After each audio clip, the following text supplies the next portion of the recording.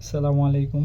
আমি অনেকদিন ধরে একটা ভিডিও দিতে চাচ্ছিলাম এ বিষয়ে যে অ্যাডমিশন টাইমে গড়ে কত ঘন্টা করে পড়লে ঢাকা বিশ্ববিদ্যালয় অথবা পাবলিকে একটা সিট তোমার মোটামুটি শিওর তুমি ধরতে পারো যে তুমি শিওর চান্স হবে। তো সেই প্রশ্নটা এখন অপ্রাসঙ্গিক হয়ে গেছে, কারণ এখন তোমার আসলে জানা দরকার যে কত ঘন্টা করে পড়লে তুমি তোমার অ্যাডমিশনের আগে সব সিলেবাস কভার দিতে পারবা। কেননা বিভিন্ন নিউজে আমরা দেখতেছি যে ঢাকা ভার্সিটি তারপর অন্যান্য পাবলিক ভার্সিটির পরীক্ষাগুলো এগিয়ে আসছে। অর্থাৎ আমরা 24 ব্যাচ যে টাইম পেয়েছি, তোমরা এইচএসসি 25 ব্যাচে যারা অ্যাডমিশন ক্যান্ডিডেট আছো, তোমরা কিন্তু সেক্ষেত্রে অত টাইম পাচ্ছ না। অ্যাডমিশন টাইমে আমার ওই প্রশ্ন ছিল যে গড়ে আসলে কত ঘন্টা করে পড়লে আসলে একটা পাবলিকে আমি সিট পাবো। তো আলহামদুলিল্লাহ আমি এখন ঢাকা ইউনিভার্সিটিতে পড়তেছি 24-25 সেশনে। আমার ডিপার্টমেন্ট হচ্ছে ফুটওয়্যার ইঞ্জিনিয়ারিং।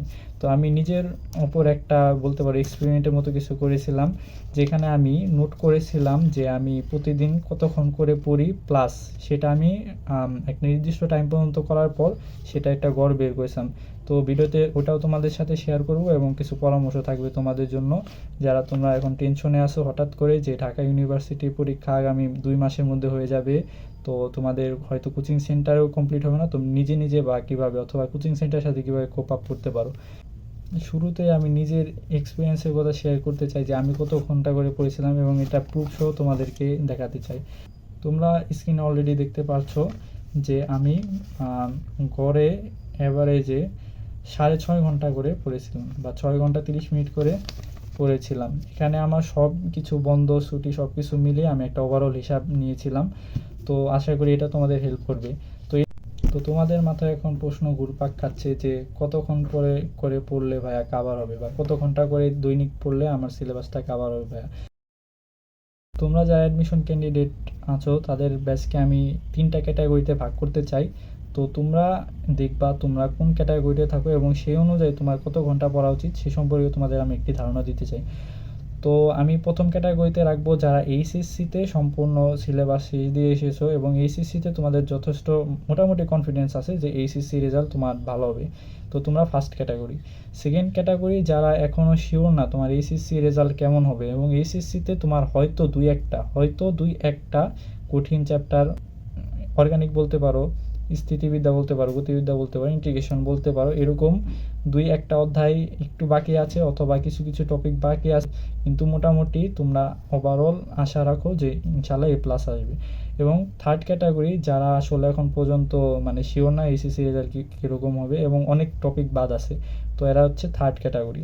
এখন ক্যাটাগরি ওয়াইজ বললে তোমরা যারা ফার্স্ট ক্যাটাগরিতে আছো, যারা মোটামুটি অনেক সব কিছু কাভার, তাহলে তোমরা অবশ্যই ট্রাই করবা 8 আওয়ার প্লাস, 7 আওয়ার মিনিমাম এবং 8 আওয়ার প্লাস পড়ার ট্রাই করবা।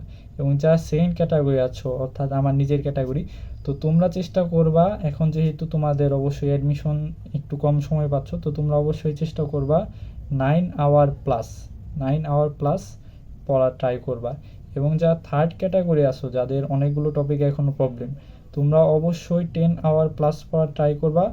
প্লাস তোমাদের যেগুলো টপিক বাদ আছে বা যেগুলোতে তোমাদের সমস্যা আছে, যার যেই টপিক বাদ আছে অবশ্যই ট্রাই করবা কোশ্চেন ব্যাংক থেকে সেটা করে নিতে। তো লাস্টলি আমি বলতে চাই আসলে 9 ঘন্টা 10 ঘন্টা পড়াটাই ম্যাটার করে না। তুমি যদি পড়াশোনার কোয়ালিটি মেনটেন করে মনোযোগ সহকারে 5 ঘন্টাও পড়তে পারো, হ্যাঁ, তুমি যদি কোয়ালিটি মেনটেন করে 5 ঘন্টাও পড়তে পারো, তাহলেও তোমার একটা ভার্সিটিতে অবশ্যই সিট সিকিউর হয়ে যাবে। এটা নিয়ে প্যারা খাওয়া দরকার নেই। তো তোমরা চেষ্টা করবা যতটুকু সম্ভব মাথা ঠান্ডা রেখে কোয়ালিটি ওয়াইজ পড়ার।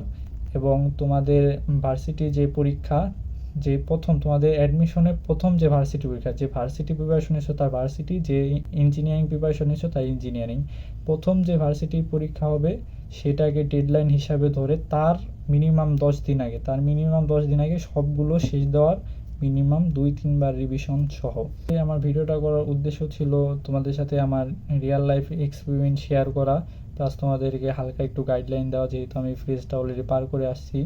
তো আশা করি তোমাদের ভিডিওটা একটু হলেও উপকৃত হতে পারবে তোমরা এই ভিডিওর দ্বারা। সবশেষে একটাই বলবো, এখন যে কোনো কিছুতে সময় নষ্ট না করে, সেটা হোক সোশ্যাল মিডিয়া অথবা ইউটিউব বা গেমিং, মানে কোনো কিছুতে সময় নষ্ট না করে তোমরা অবশ্যই মাথা ঠান্ডা রেখে পড়া কন্টিনিউ করে যাও এবং অ্যাডমিশনে ইনশাল্লাহ ভালো একটি রেজাল্ট করে ভালো একটি পাবলিকে চান্স পাও। ইনশাল্লাহ এটি দোয়া থাকলো তোমার জন্য।